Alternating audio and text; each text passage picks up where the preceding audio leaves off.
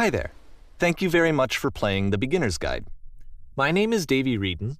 I wrote The Stanley Parable, and while that game tells a pretty absurd story, today I'm going to tell you about a series of events that happened between 2008 and 2011.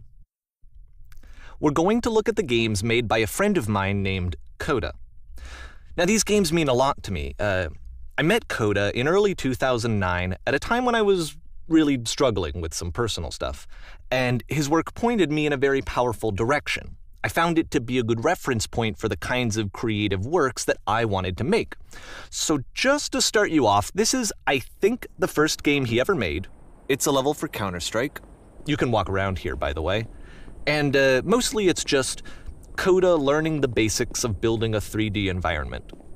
But what I like is that even though he starts from the simple aesthetic of a desert town, he then scatters these colorful abstract blobs and impossible floating crates around the level. And of course, it destroys the illusion that this actually is a desert town, and instead this level becomes a kind of calling card from its creator. It's like a reminder that this video game was constructed by a real person. And it kind of makes you wonder, what was going through his head as he was building this? This is what I like about all of Coda's games. I mean, not that they're all fascinating as games, but that they are all going to give us access to their creator. I want us to see past the games themselves. I want to get to know who this human being really is. And that's exactly what we're going to do here. So, it's 2008, Coda starts making these games, and he never releases any of them. He doesn't put them onto the internet, he just makes them and then immediately abandons them, and they sit on his computer forever. And I think he really understood this image of himself as a recluse. At one point, he jokingly renamed his computer's recycling bin to Important Games Folder. So, this was just how he worked. He tended to crank them out one after the other without even really pausing to try to understand what he had just made, until suddenly one day, he just stopped. In 2011, that was it. He made his last game, and then he hasn't made another one since. And that's why I've taken this opportunity to gather all of his work together, is because I find his games powerful and interesting, and I'd like this collection to reach him, to maybe encourage him to start creating again. And if the people like you who play this also happen to find his work interesting, then I'm sure it'll just send that much stronger of a message of encouragement to Coda.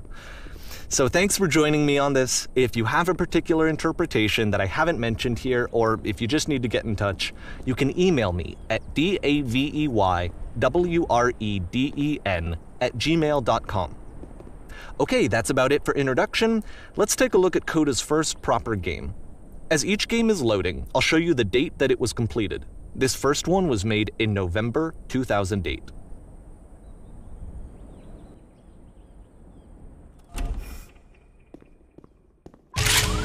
Warning. Whisper machine active. Ship destruction imminent. This game is called Escape from Whisper, and it's one of the more generic games you'll see from Coda.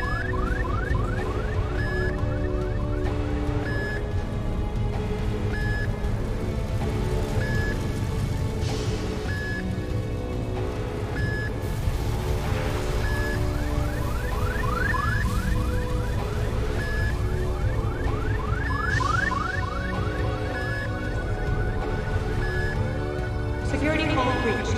Hostile alien life form inbound. It kinda looks like this game was abandoned mid-development. For instance, you have this gun, which you'd think would indicate that there are supposed to be monsters or enemies somewhere, but then clearly there are no enemies anywhere. You can't even reload the gun when you run out of bullets. But ultimately we don't really know. Maybe Coda thought that actually it was complete the way that it is. And I think that we should talk about his games for what they are, rather than for what they're not. Enemy force neutralized. Begin ship evacuation.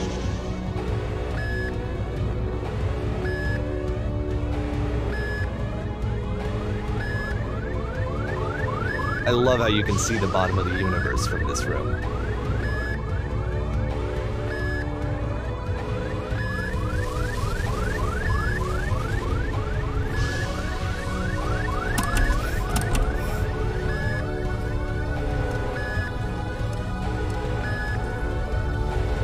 Apparently, this space station has a labyrinth on it. Sure, I don't know. There's really no reason for it that I've ever been able to discern, so in the interest of time, I'm just gonna skip you on past it.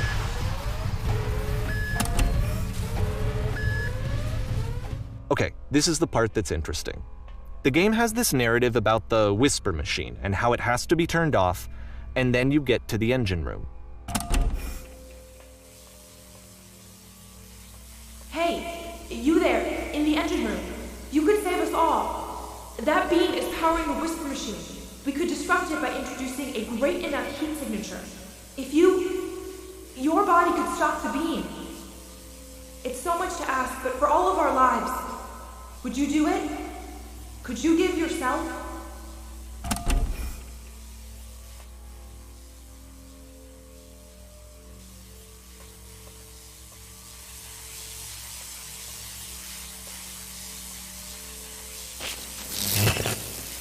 Let me pause here for a second.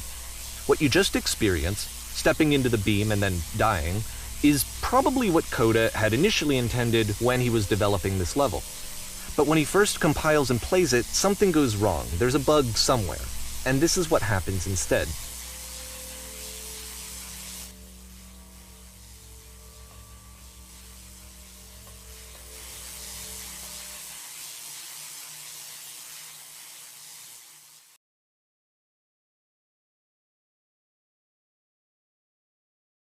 The beam causes you to start floating. And this is an important moment for him. Because yes, this is technically a glitch, but Coda identifies something human about it, like how small it makes you feel in the face of this larger chaotic system. Or this floating could be the afterlife, a peaceful place, juxtaposed against all of the hysteria that you've just had to traverse. I don't even know. I have no idea what he was thinking, but what's clear is that after making this, something lodges itself in his brain. He wants to do more of these really weird and experimental designs. So he stops work on this and moves on to a stream of tiny little games that go in all sorts of directions. Let's go ahead and take a look at the first game he made after leaving this one behind.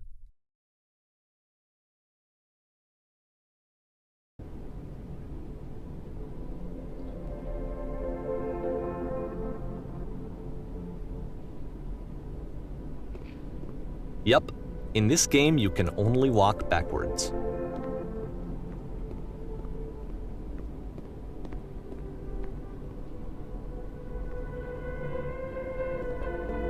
So it's a short and relatively minimalist experiment combining motion and narrative. It is less advanced than the previous game, but actually it seems to be more focused, more complete. Coda's trying to give it a unique voice rather than simply basing it on a pre-existing trope.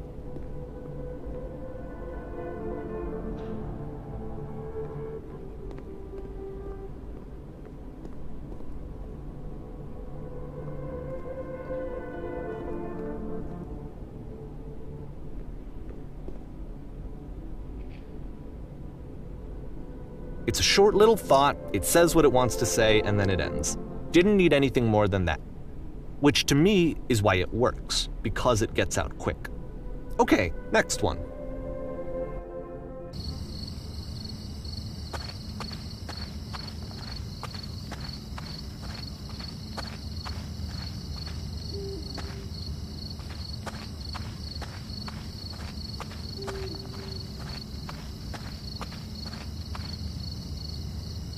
And that's it. Okay, the meaning of this game won't be clear just yet. Please be patient with me for a few more games, and I promise you'll see what makes it interesting.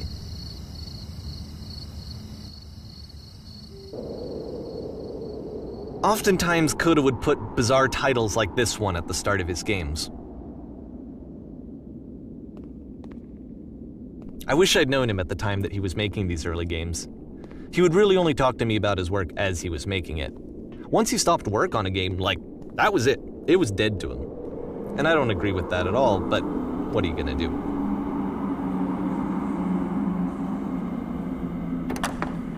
Once you've been slowed to an absolute crawl, the door at the top of the stairs opens.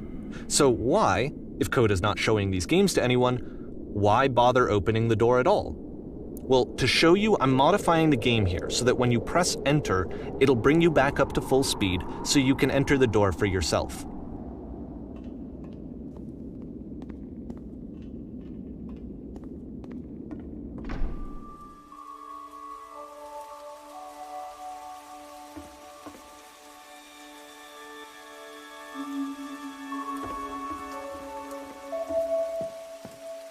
a room that's warm and nice and filled with little ideas for games.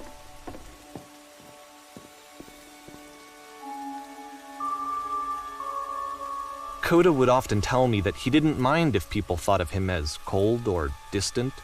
He said that he knew that he was actually a vibrant and compassionate person, but that it takes time to really see that. It can be a very slow climb to get there.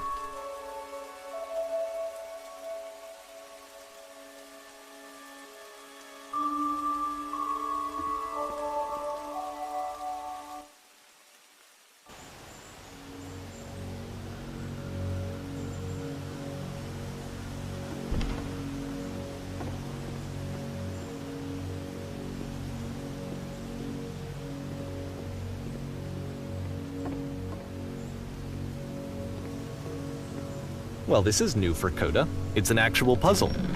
Go ahead and see if you can solve it.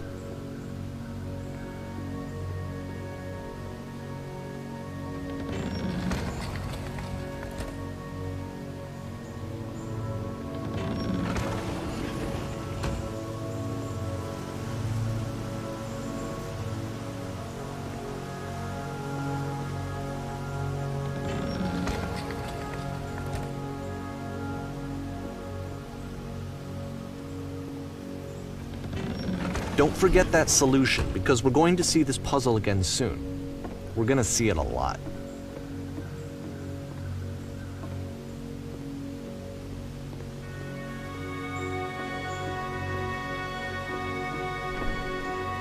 So that seems to be it, right? You walk down a corridor, you solve a puzzle, you get to the end. Simple enough. All right, now I'm going to modify the game again so that when you press enter, it'll remove all of the walls from this room.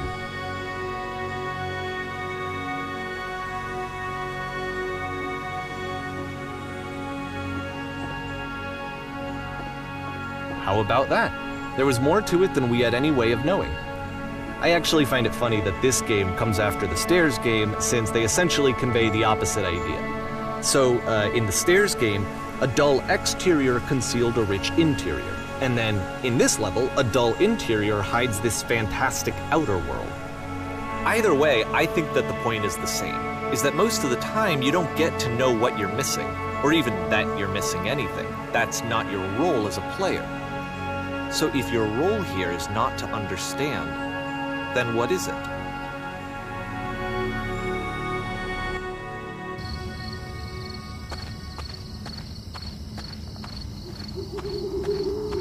Aha! So this, combined with the entering game from earlier, tells us that Coda believes his games are connected somehow. It could even be that the Stairs game and the puzzle game are literally connected in between this and the entering game. There's a bigger picture that all of his games are meant to play a role in, some larger meaning that we won't be able to grasp until we've seen all of them. And once we have, we can step back and start to understand what exactly that bigger picture is.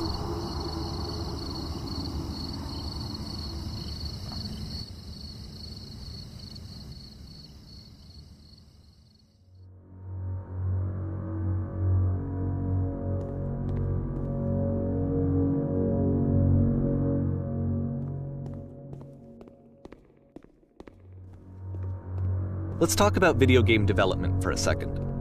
Every video game runs on what's called an engine, which determines what the game can and cannot do. So in other words, the engine is a set of tools for game development. To make all of these games, Coda is using an engine called Source.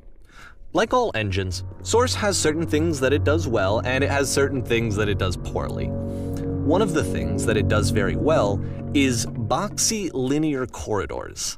That's why so many of Coda's games are set in these large, flat, empty rooms, is just because he's working with what the engine does well. The tools available to the creator shape what kinds of creative work they're going to end up making. You might consider paying attention to the architecture in Coda's games, to notice how they seem to stem from an engine that's very good at producing linear, boxy corridors.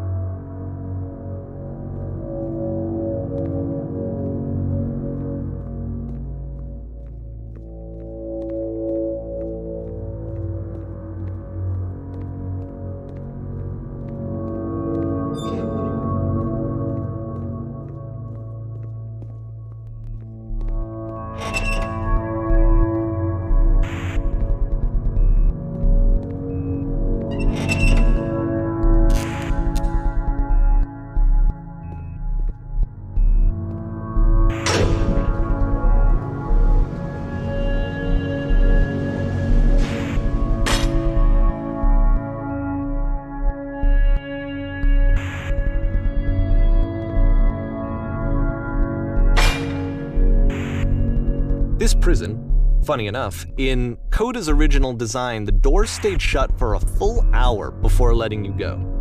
If you don't mind, I think we're gonna skip that. This is something that he and I used to argue about a lot. You know, whether a game ought to actually be playable, whether it means anything if no one can get through it. And I would always defend that, you know, all this work goes into the game, why not make it playable and accessible? And so we just got into heated arguments over it, and there was one time that after one of these conversations, he went home, and a day or two later, he sent me a zip file entitled Playable Games that was full of hundreds of individual games, each of which was just an empty box that you walked around in and nothing else. Believe me, I played every single one of those just to find out if there was like a gag hidden somewhere. There wasn't.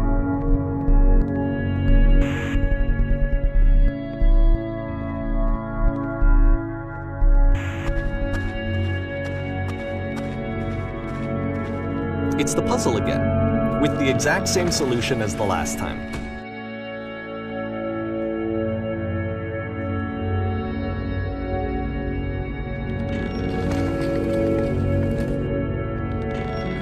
There's still no clear indication of what makes this puzzle so special that Coda is going to return to it over and over. But I promise I'll share with you my interpretation very shortly.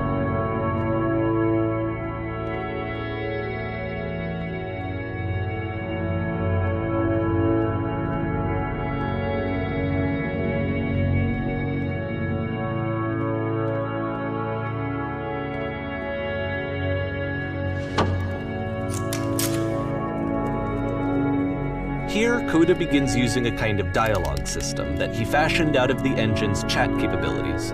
Use the 1, 2, 3 buttons on your keyboard to respond.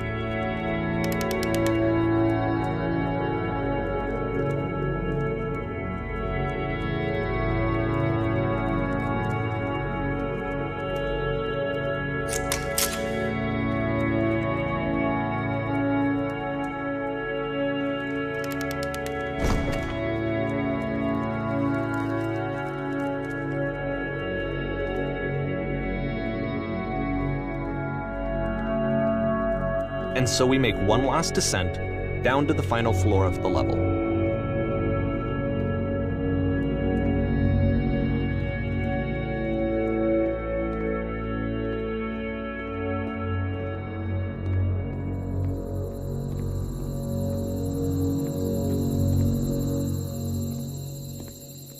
It's a lamppost. Okay, I can't tell you quite why, but for some reason Coda fixates on this lamppost. It's going to appear at the end of every single one of his games from here on out. I'll tell you what I think.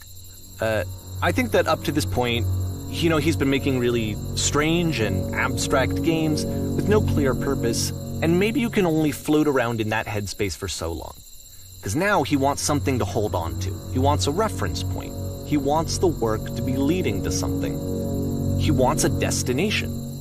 which is what this lamppost is. It's a destination. We're going to see it in the work as well. His games are just going to become a lot more cohesive, a lot more fully developed, with more of a clear idea behind them. And as we go, that idea will get clearer and clearer and clearer.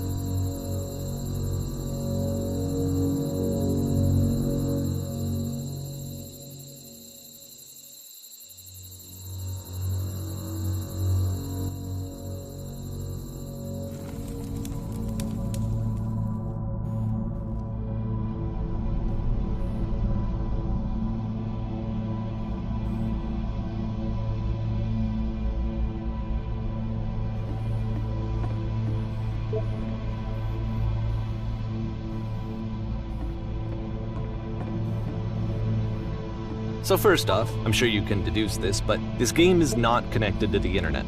All of the notes that you're gonna see have been written by Coda. This was actually the first game of his that I ever played.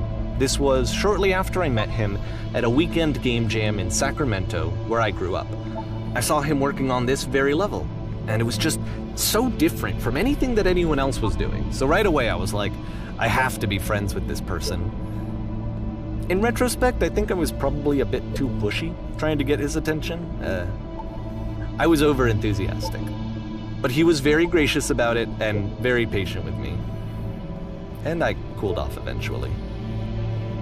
Oh, feel free to skip over any of these notes if they're not doing anything for you. Nothing extra is going to happen if you read all of them. Either way, to me they convey a sense of loneliness. I see this person who's filled with thoughts and feelings and beliefs and has no way to express them except as scattered and unheard voices in a game that wasn't meant to be played.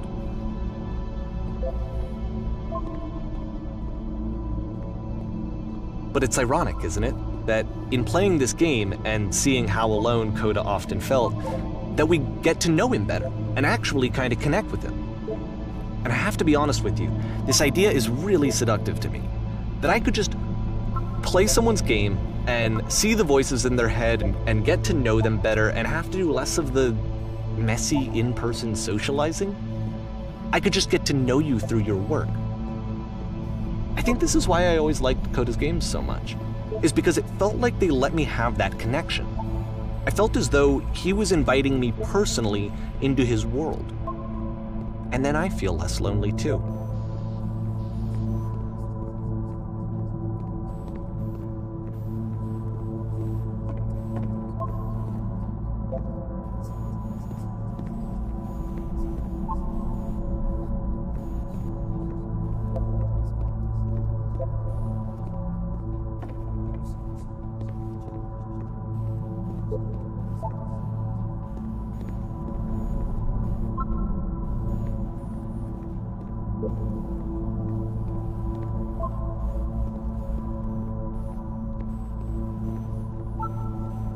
At the end of this level, we're going to see the puzzle again. And here, I'll tell you what I think the puzzle means. Each of these games represents an idea that was on Coda's mind at the time that he was making it. And the puzzle is a way of closing the door on a previous chapter of his life before moving on to the next one. In each of his games, after exploring a theme that, he might find difficult, Coda can then place this puzzle that he knows has a reliable solution, he understands exactly how it works, and so it gives him a simple mechanism for moving on. And because there's this dark area between the doors, a space between spaces, before you move on, you get to pause. Just for a moment, a few seconds to reflect on and let go of the events that led you here, to step back and connect the pieces together, to grasp at that elusive bigger picture.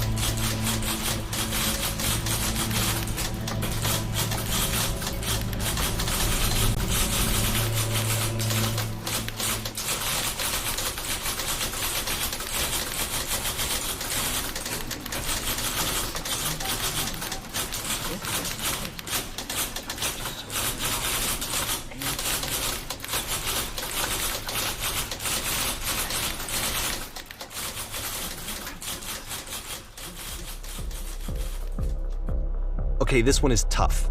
It's gonna kinda just spin its own wheels for a few minutes. Hang with it.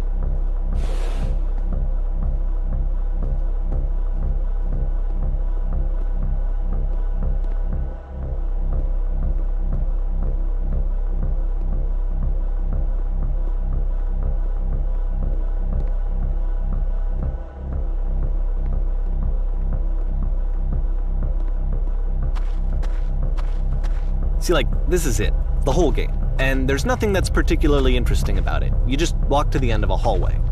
Except, for some reason, Coda gets really fixated on this prison that has all of this modern furniture. And I don't know why, but he decides he needs to revisit this prison.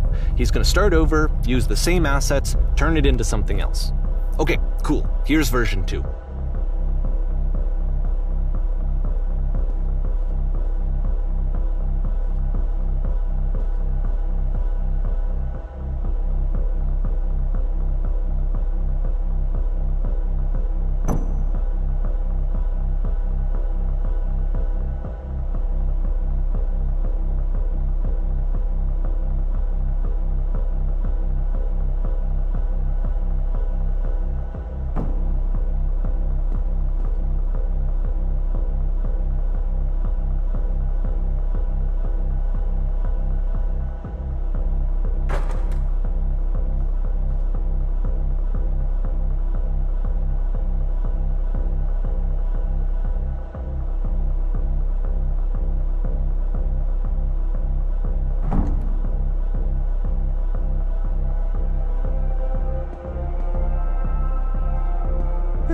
There's a bit more to this one, but still it's not really communicating anything. It's kind of just weird for weirdness' sake.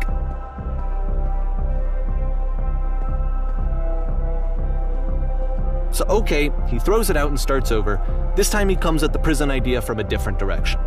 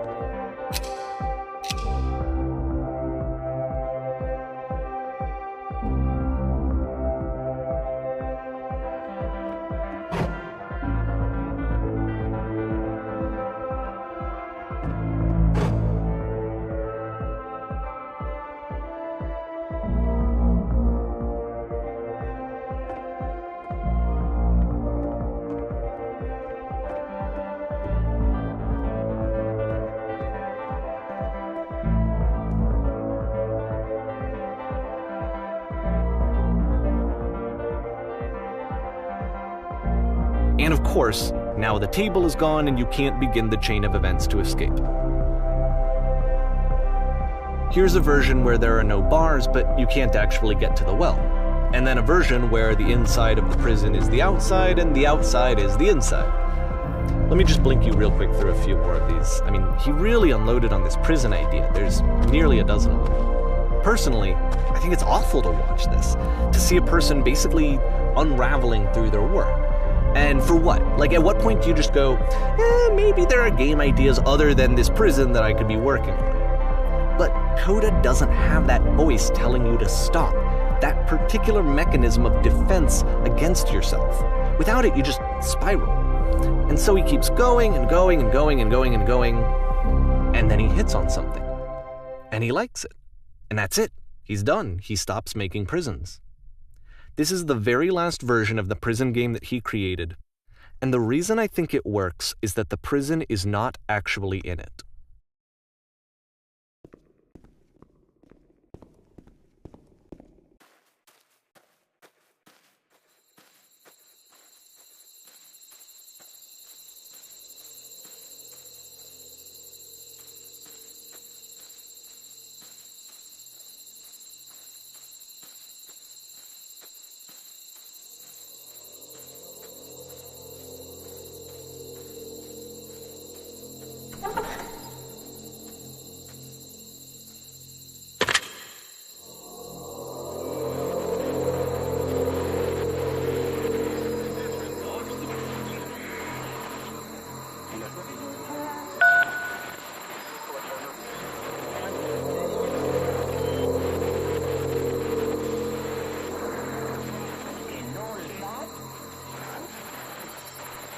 It's a conversation.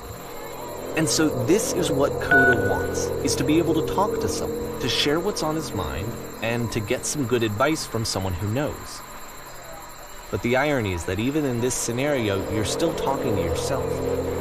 You know, all of these games so far are Coda talking to himself.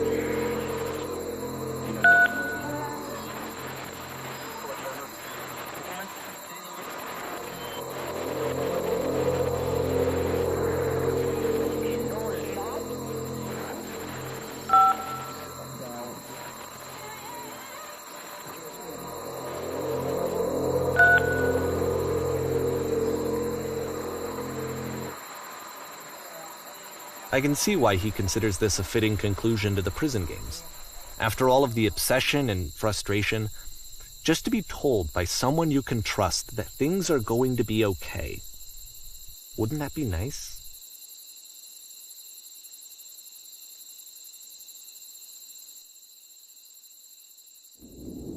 So what would it look like if Coda wanted to make a game about talking to someone other than himself?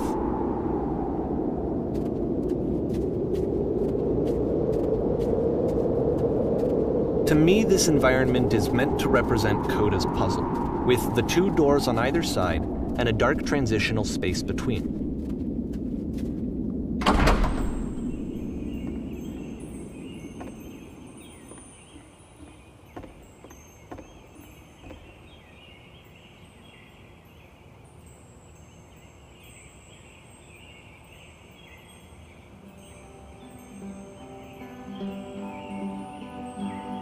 You'll notice that the quality of the art is a step up from previous games, including this new and improved chat system, which he started using from this point on. From here on out, he begins putting much more effort into the visual polish of his work, and this particular game took 2 months to create as a result.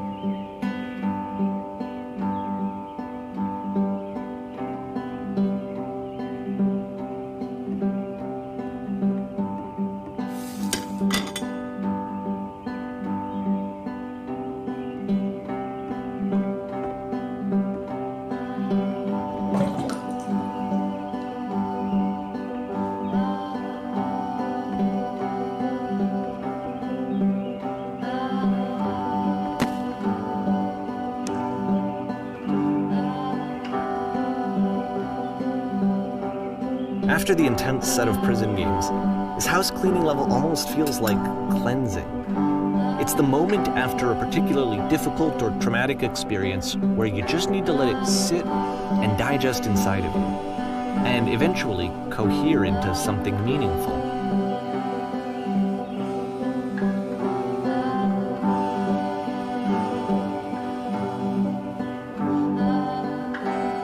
I know that Coda really liked this game. Of all of his work, actually, this was the only one that he called me up to ask me to come over and look at it. This was during a period of a few months where he was like grossly happy all the time, just walked around with a constant smile on his face.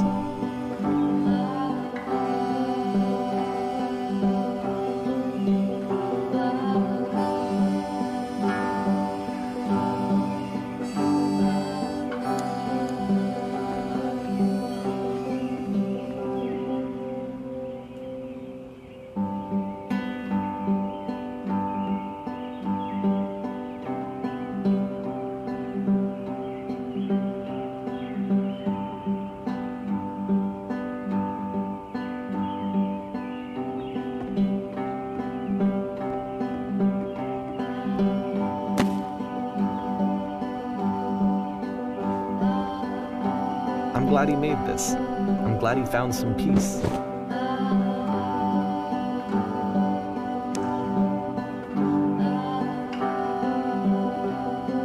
But, of course, it can't last. The music stops, your companion is gone, it's time to leave. The door at the top of the hill is now open as well. Again, you can't stay in the dark space for too long. You just can't. You have to keep moving. It's how you stay alive.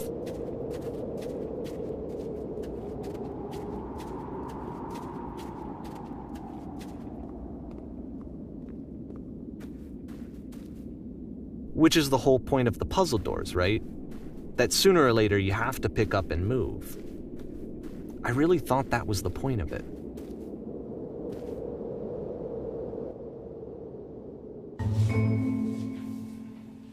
This one gets a bit goofy.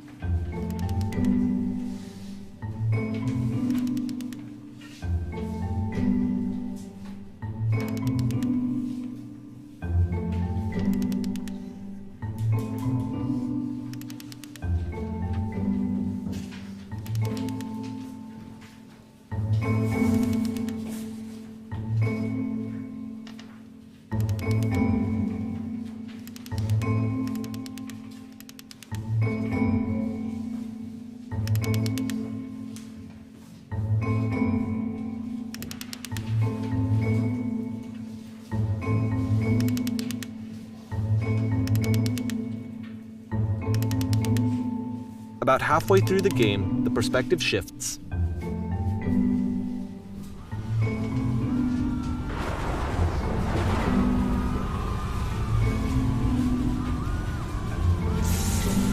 And you play as the teacher. And suddenly, you discover that your teacher is just as bigoted and afraid as you are.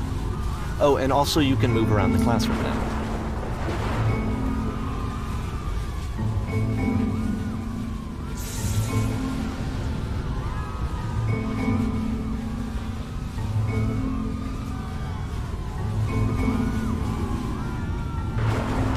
I felt pretty hard for this one.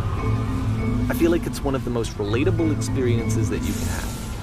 To assume that some other person is perfect and totally fulfilled in every way, and completely miss all of the little flaws that make them painfully human. I think about this game a lot these days.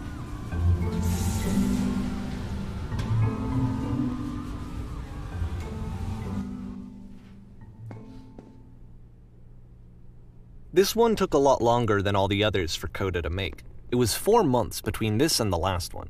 That's twice as long as it took him to make any other game before this, and it's not like it's particularly complex, so I remember I found that a little strange at the time.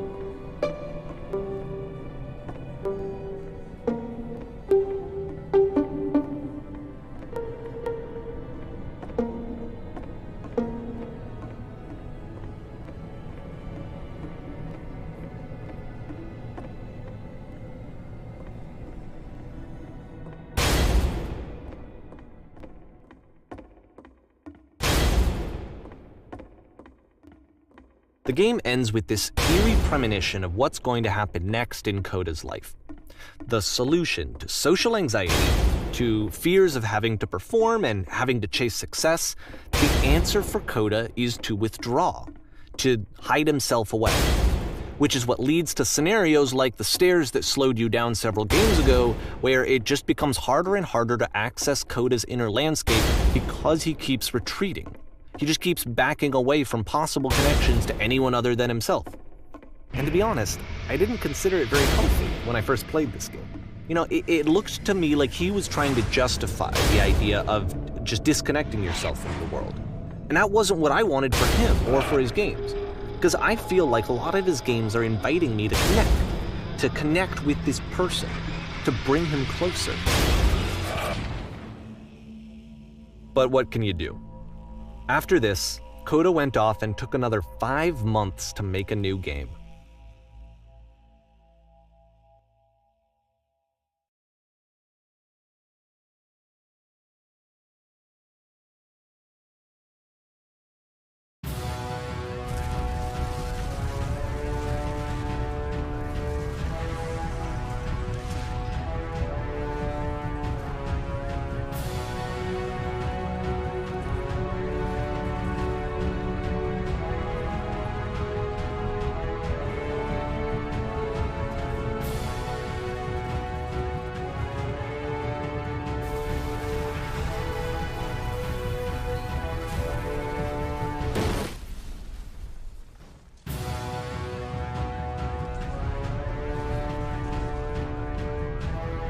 You should probably open your eyes if you haven't already. It's pretty much impossible to solve otherwise. And there is a solution, by the way.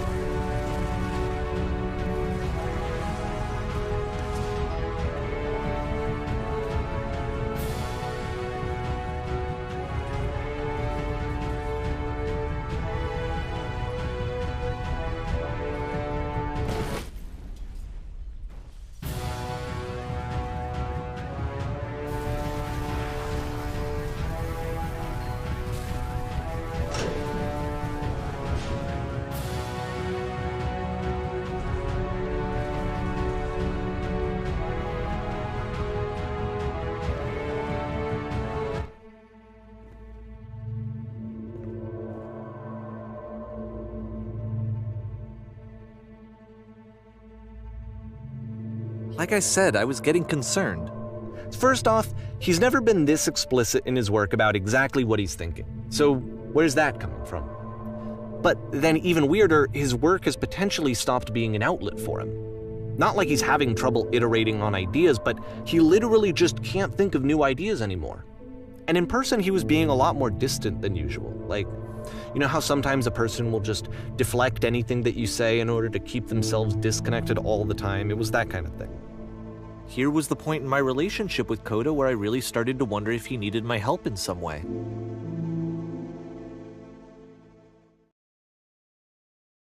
His games are going to get more desperate from here on out. After this game, it's almost 6 months before he finishes something new.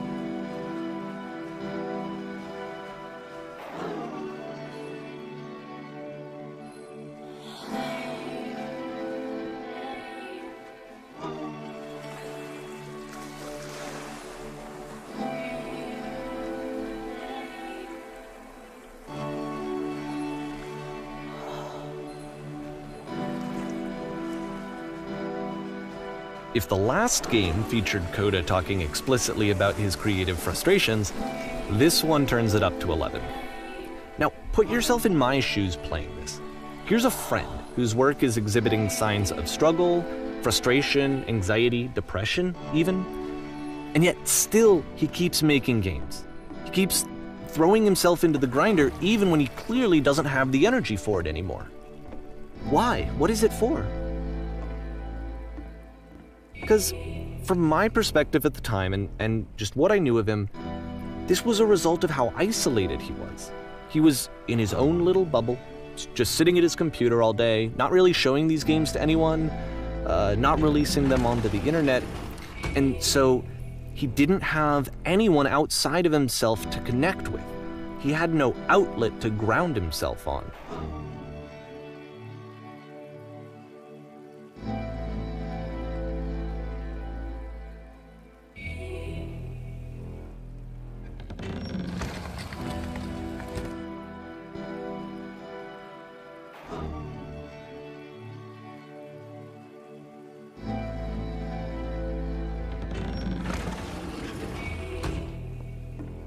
You can't talk yourself out of loneliness. It doesn't work that way. You can't be the one writing both the questions and the answers. Then there's no movement. Then there's no circulation. If all of your anxieties are being channeled into your work, then if the work ever fails, you have no backup and you're just going to crash.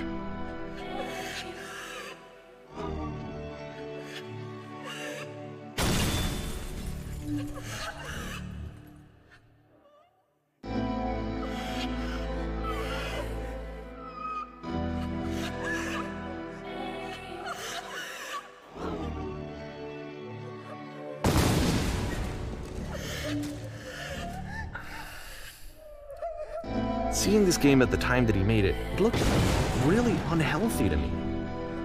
I was watching him do this to himself, and I hated it. I hated seeing him so trapped. It's like, video games are not worth this amount of suffering. This is someone I really cared about, and I used to get so much joy out of seeing him create. For him to suddenly become angry and frustrated like this, it was the worst thing for me. I don't know. This is what I felt at the time. I don't know how else to explain it. I wanted it to stop more than anything. I had never felt so rotten. I needed more than I had ever needed anything for this to stop. But it didn't stop. After finishing this one, Coda takes another 7 months and comes up with a new game.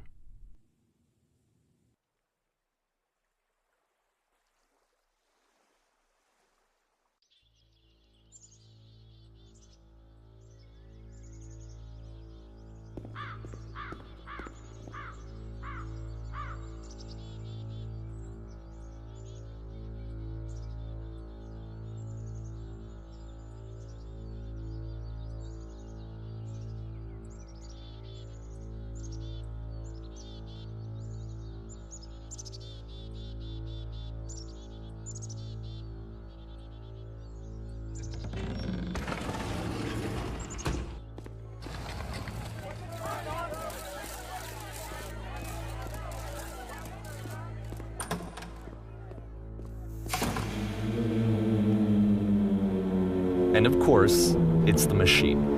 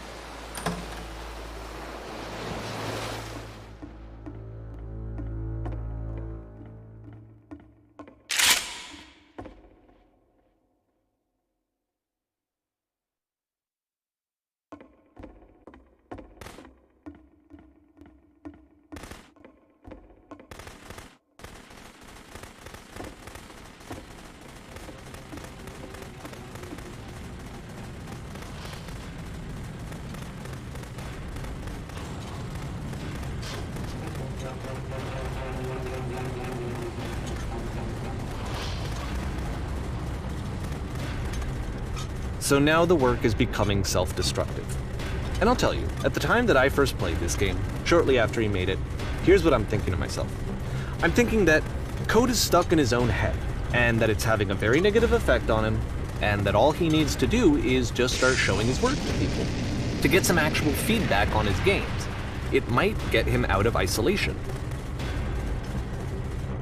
And so, as I'm thinking this, I realize that I could be the one to initiate it. Because it would never occur to Coda to start actively soliciting feedback, so what if I did it for it? If he could see the difference it would make to have more actual conversations with other human beings, would that bring him out of his mental spiral? Would it give him confidence in himself? Would it bring meaning back into his work?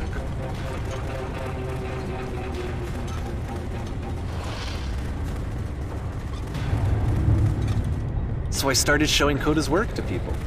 I took this one, and the islands which you just played, the theater, the notes, the house cleaning game, and some of the prison escape games. I brought them to people that I knew and trusted. I asked their opinions.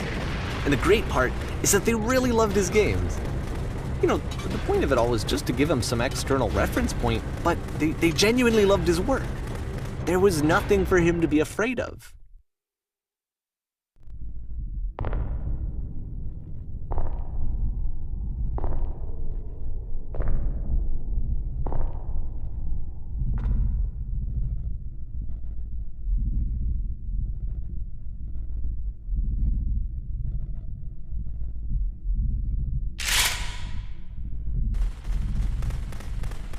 Can you see why I felt like this was the right thing to do? Because it's the thing that I always feel like I need, to be told that my work is good, that I am good. When someone really connects with a thing that I've made, when they see themselves purely in my work, there's nothing that feels better. And I got to give that very same feeling to my friend. I did something, I really felt like I'd done something good, like I was a good person. I felt like there was a friend who was in trouble and was unhappy and maybe didn't like themselves, and I could fix it. If I could give him this gift, maybe I could fix the problem. When they told me how much they enjoyed his games, it was the best feeling. It was the absolute best feeling. It made me feel so happy. So beautifully, beautifully happy.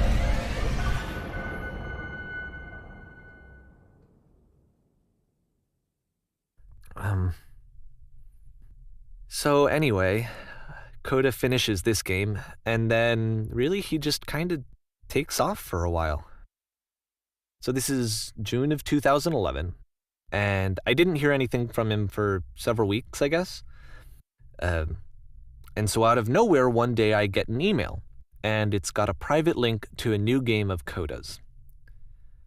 This one is called The Tower, and to my knowledge, it's the last game that Coda ever made.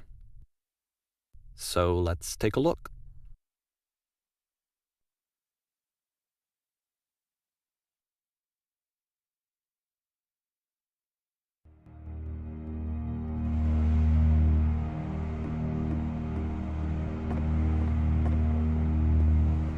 And this is where I have trouble saying anything meaningful about Coda's work. Because more than anything else, the tower just feels distant. It feels like it's trying to distance itself from the world. It's a very cold game.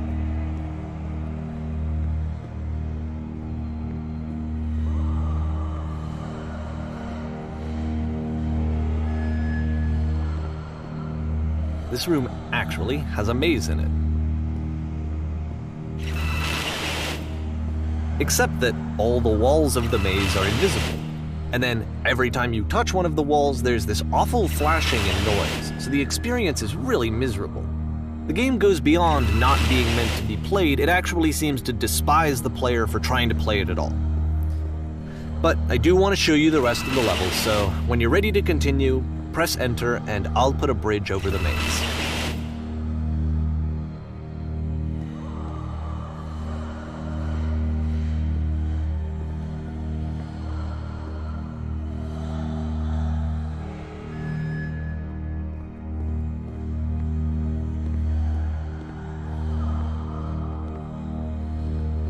And to be fair, it's not like this is the first game that's needed some modification to be playable.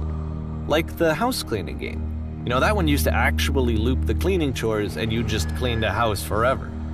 I had to cut it off so that you could exit the house and the game would actually end. But that game had an idea that it was actually trying to communicate. What's the deeper idea behind the invisible maze? The only way past this challenge is to randomly guess the 6-digit code. Like the invisible maze, it's frustrating to me, because it's the opposite of everything else that Coda has made.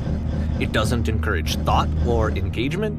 It doesn't ask anything of me, except a lot of my time. If I could have reached him during this time, then maybe I could have asked him, but I couldn't. I still don't really understand why this is here.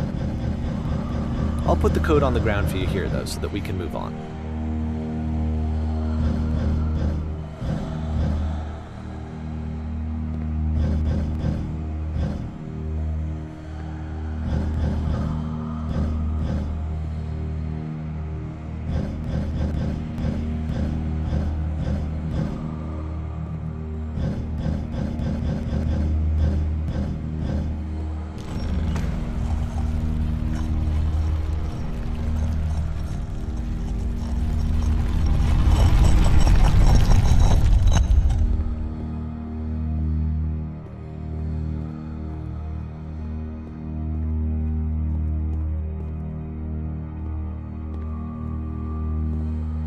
The switch to open this door is actually on the other side of the door, meaning that it's literally impossible to solve from this side.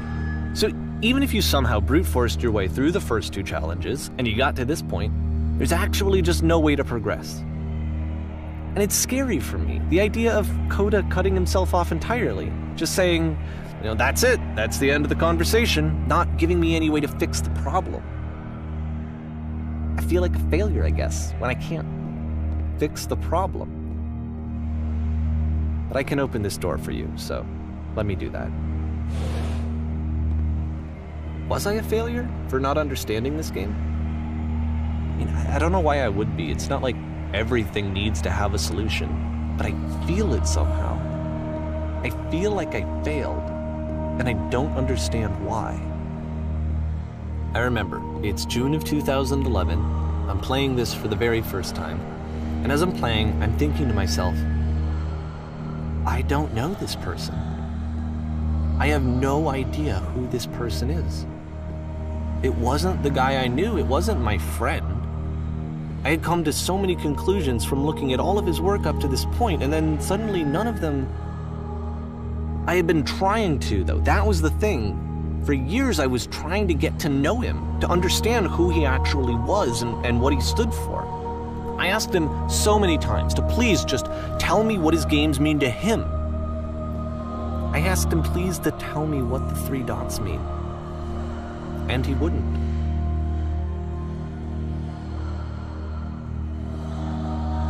I just felt so strongly that if I could have connected with him, that if I could have somehow made his work my own, that I would finally be once and for all happy. It was that I needed to see myself in someone else. I needed to be someone other than me. But he stopped and left, and it felt somehow like I had failed.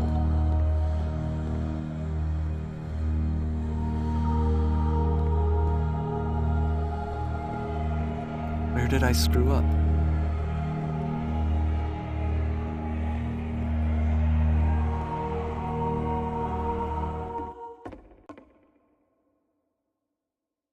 I'm the reason that you stopped making games, aren't I? It's because of what I did.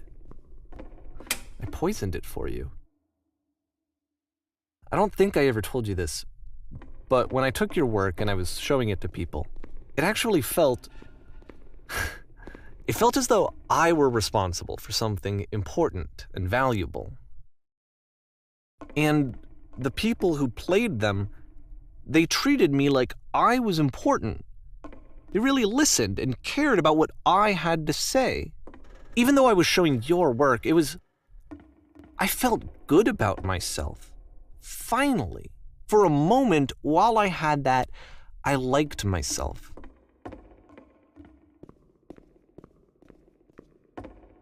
And then you stopped, and I didn't have anything left to show people. I just had to be with myself. And as soon as that happened, there was no feeling at all. Nothing. Less than nothing. What does that mean?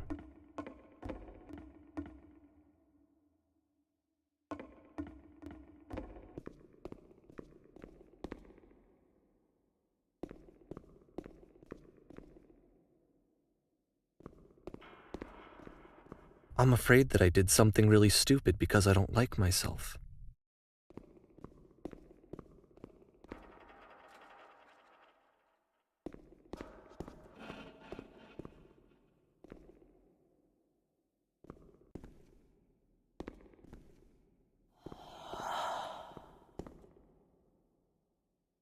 That's why I'm releasing this collection of your work, is because I haven't been able to find any other way to reach you.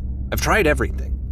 And so a part of me has hope that if I put this compilation out into the world, and if I put my name on it, that maybe enough people will play it so that it'll find its way to you, so that I can tell you that I'm sorry.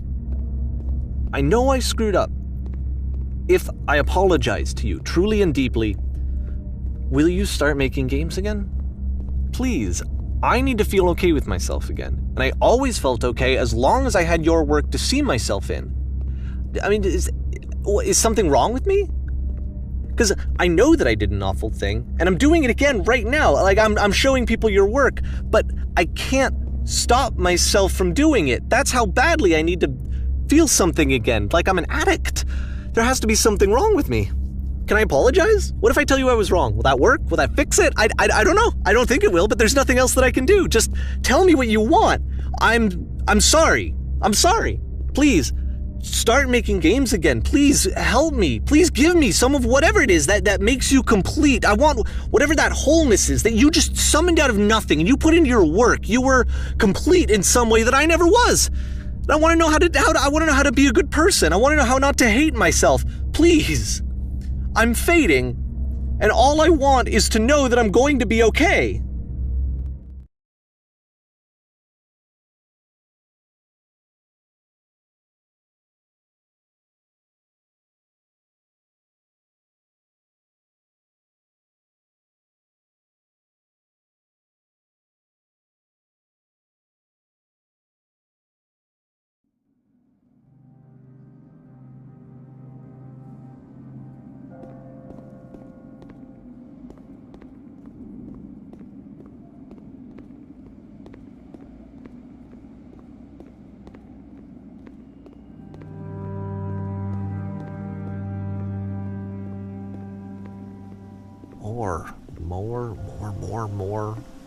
More love, more praise, more people telling me that I'm good. Always more. It's like a disease.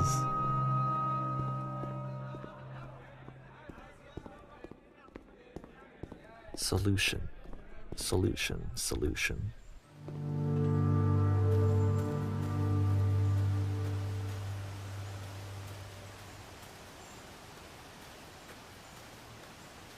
I guess if someone had told me ahead of time that he just really enjoyed making prison games, maybe I wouldn't have thought he was so desperate.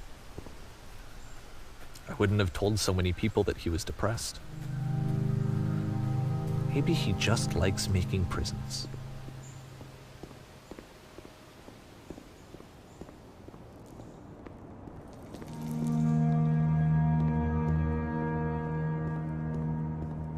Even now, the disease is telling me to stop. Don't show people what a shitty person you are. They'll hate you.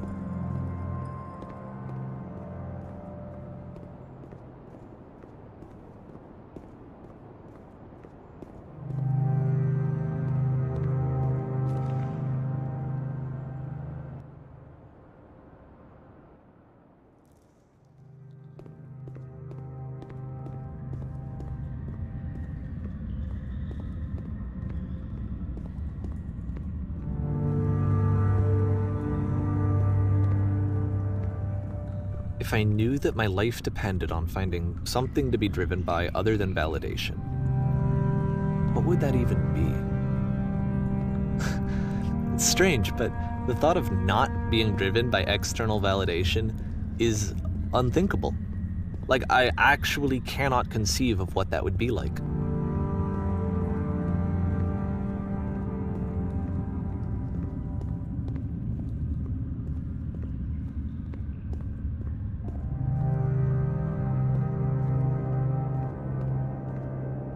What now?